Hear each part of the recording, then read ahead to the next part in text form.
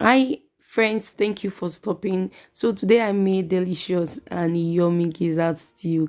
If you want to see I made this stew, stay tuned and let's watch this video to the end, guys. Thank you for stopping once again to watch this video. So at this point, we are going to come in here with my gizzard, already washed gizzard with warm water and salt. So once I'm done, I'm going to come in with my chopped onion. This is medium chopped onions I use here. So I added my curry powder.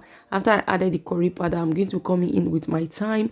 After I added my thyme, I'm going to come in here with my dried garlic. If you have the fresh garlic, you can go ahead and use as well. So once I'm done adding that, I'm going to be coming in here with my seasoning. So once I'm done adding my seasoning, I came in with my salt. So at this point, we're going to be bringing in my fresh rosemary and my thyme and my bay leaf, sorry. So if you have the fresh or the dried one, you can go ahead and use as well. So I added water and allowed that to cook for 25 minutes. So these are some of the ingredients we'll be using. I have my onion here, scotch bonnet pepper, red bell peppers, and my sweet peppers. These are what I'll be using to make the stew. So now I'm going to chop them.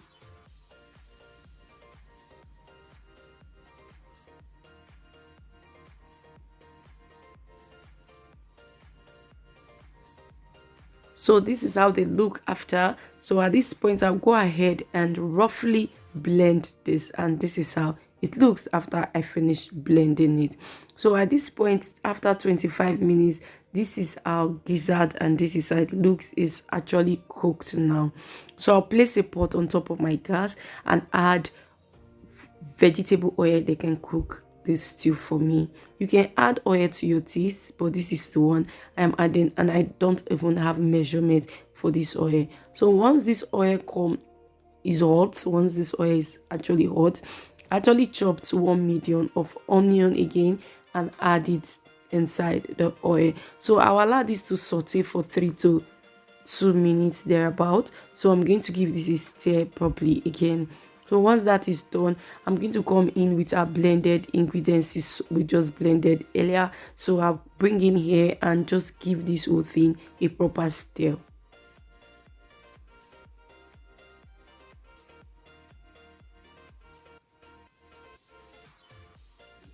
Once this is stirred again, so I'm going to come in with my curry and thyme. So once I added that, I'm going to come in with my dried paprika. So once I'm done doing that, guys, I'm going to come in here with a gizzard stock. So this is the gizzard stock I added to it. So at this point, I'm just going to stir it again very well. Make sure everything we just added now is properly combined.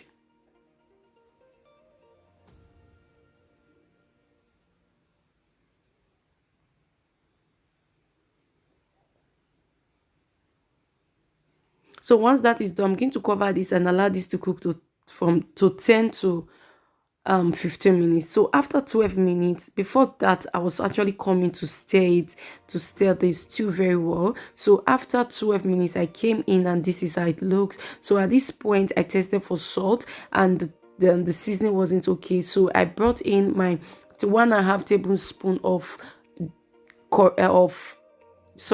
crayfish, and I added some seasoning. The seasoning I use here came with salt, so I didn't add salt again. So now I came in with the gizzard we just cooked, and this is how it is now. So I'm going to make sure everything, the ingredients I added, the stock, the crayfish I added, actually they are all well combined again. If you don't have crayfish, you can still cook this stew just the way it is. So now I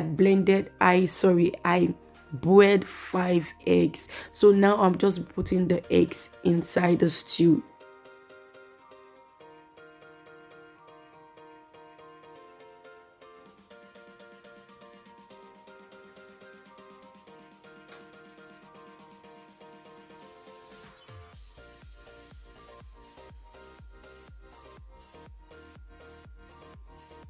So if you want your stew to be lighter than this, if you think this is thicker, you can add water.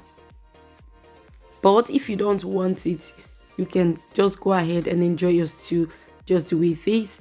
But because I want this egg to sit in the stew and just, let this egg soak the stew, I'll just be adding a little bit of water again, and little bit of water, not too much, because I don't want my stew to be too light. So but if you want yours to be too light, you can add a little, you can increase the water.